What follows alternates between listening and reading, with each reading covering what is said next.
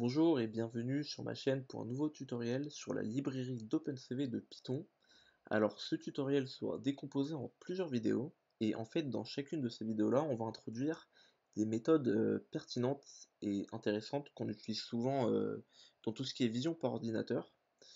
Et donc aujourd'hui on va commencer par la base d'OpenCV, c'est-à-dire lire des images, les afficher et enfin les sauvegarder. Donc pour ma part, j'utilise Visual Studio Code comme IDE, mais vous êtes bien sûr libre d'utiliser celui que vous préférez. Donc pour faire ce tutoriel, on aura besoin d'une une image de test. Donc j'ai créé dans mon espace de travail ici un dossier image qui contient une image bird.jpg. Ok? Très bien, donc lorsque vous aurez cette image-là dans votre espace de travail, on peut commencer le tutoriel. Alors tout d'abord, il faut importer la bonne librairie. Donc import CV2. Donc je compte sur vous pour l'avoir déjà installé. Et donc ouvrons l'image, donc bird.jpg. Comment on fait sur OpenCV? Alors on a une méthode qui s'appelle cv2.imread et qui prend deux arguments. Ok? Donc le premier argument, ça sera le chemin vers l'image en question. Donc pour le coup, notre image se trouve dans le dossier image, slash, et le nom de l'image évidemment bird.jpg. Voilà. Ensuite, l'autre argument est la manière dont OpenCV va lire cette image-là. Alors on a trois possibilités. Soit on écrit un 0, qui veut dire que cette méthode va lire l'image sous la forme de noir et blanc, donc en échelle de gris. Soit on met un 1 et donc on aura l'image en couleur cette fois-ci. Soit on met -1 et on aura l'image avec cette fois-ci 4 canaux, dont les trois canaux primaires seront RGB, les couleurs primaires, et le dernier canal sera le canal de transparence. Donc la plupart du temps, on utilisera soit 1, soit 0. Ok? Donc commençons avec l'image en couleur. Et pour pouvoir ensuite utiliser cette image-là, il faut la sauvegarder dans une variable qu'on va appeler image. Très bien. Donc maintenant, testons un print de l'image en question. C'est parti, exécutons le code. Hop, la console est là. Voilà ce qu'on observe. Donc le print de l'image, donc ce qui est compris donc dans les données de cette image-là, ce sont des nombres sous la forme d'une matrice de nombres. Donc chaque nombre ici correspond à un pixel dans l'image. On peut aussi, par exemple, avec la méthode shape, on peut afficher les dimensions de l'image. Voilà, donc ça veut dire qu'on a une hauteur de l'image de 375, une longueur de l'image de 500 et le nombre de canaux de 3. 3 canaux qui correspondent aux trois couleurs. Maintenant, nous allons afficher l'image et une méthode de OpenCV permet de faire ça, qui est tout simplement cv2.imshow. Alors ça prend en argument, on a deux arguments, le nom de la fenêtre que l'on veut afficher, donc appelons-la image test par exemple, et le deuxième argument est la variable qui contient l'image, donc pour le coup nous c'est img. Alors si on fait ça et qu'on exécute, on observe que la fenêtre apparaît mais elle disparaît directement après. C'est parce que il nous manque une autre méthode qu'il faut appeler, qui s'appelle waitKey de 0. Alors en fait cette méthode prend en argument la durée pendant laquelle on souhaite que la fenêtre contenant l'image reste affichée. Donc on peut mettre par exemple 2000 qui correspondra à 2000 millisecondes, donc ça veut dire que la fenêtre s'affichera pendant 2 secondes, ou on peut mettre 0 qui voudra dire à notre programme d'attendre que l'utilisateur appuie sur une touche du clavier ou qu'il ferme manuellement l'image. Donc c'est ce qu'on va faire. Voilà, donc là on a l'image qui va rester là indéfiniment. Donc là je vais appuyer sur une touche, la barre d'espace par exemple, et l'image disparaît. Très bien. Donc un autre truc plutôt utile à faire dans ces cas-là, c'est d'utiliser la méthode cv2 destroy all windows. qui permet de, à la fin de, une fois qu'on appuie sur cette touche, de détruire toutes les fenêtres qu'on a ouvertes. Très bien. Donc maintenant, une fois qu'on a fait ça, on souhaite sauvegarder une image.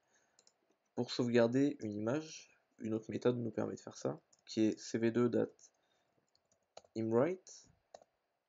Alors elle prend deux arguments, elle va prendre le chemin vers le fichier que l'on veut créer, et donc le nom du fichier à créer. Donc on va le placer dans le dossier image, on va lui donner un nouveau nom. On va lui dire bird as png, .png.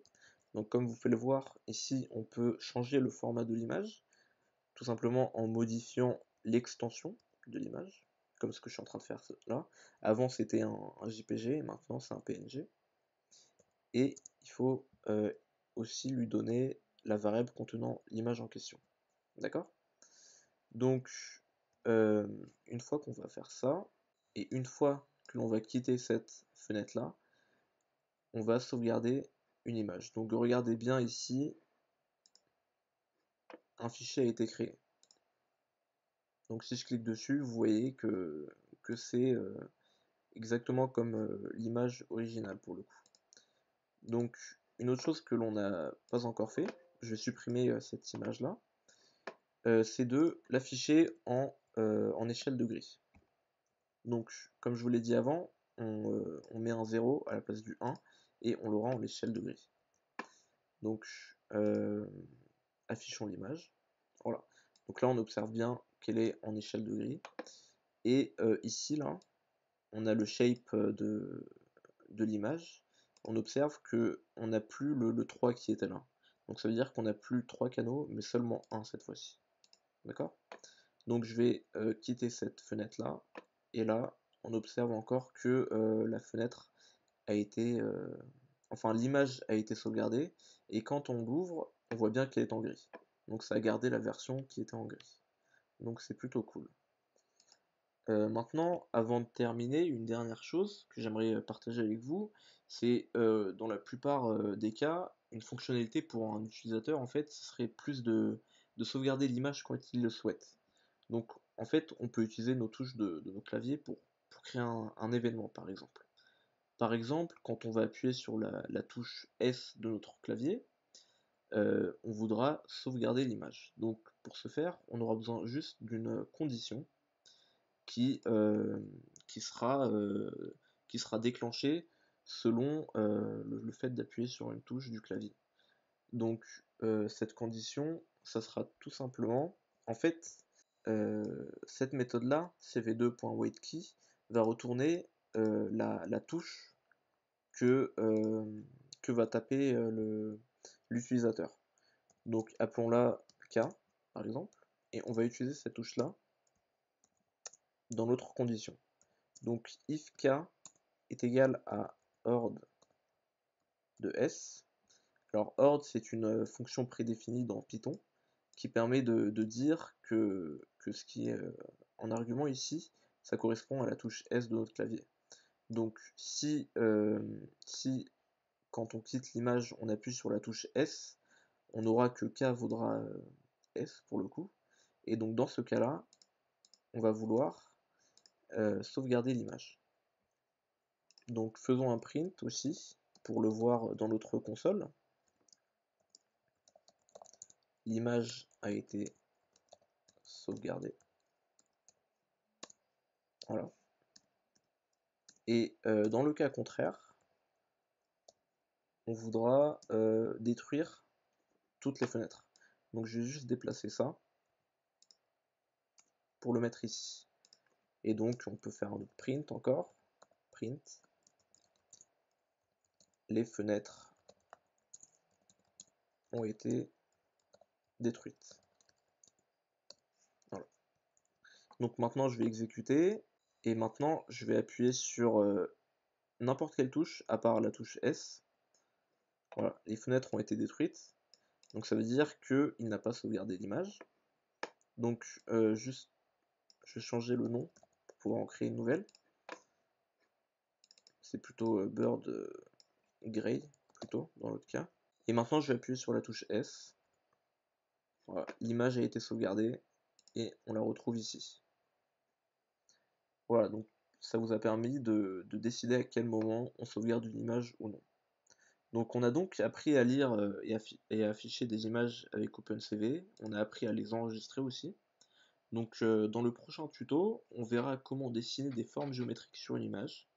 Alors j'espère que vous avez apprécié cette vidéo, n'hésitez pas à la liker et à la partager, vos questions et autres avis dans l'espace commentaire. Merci beaucoup, allez ciao!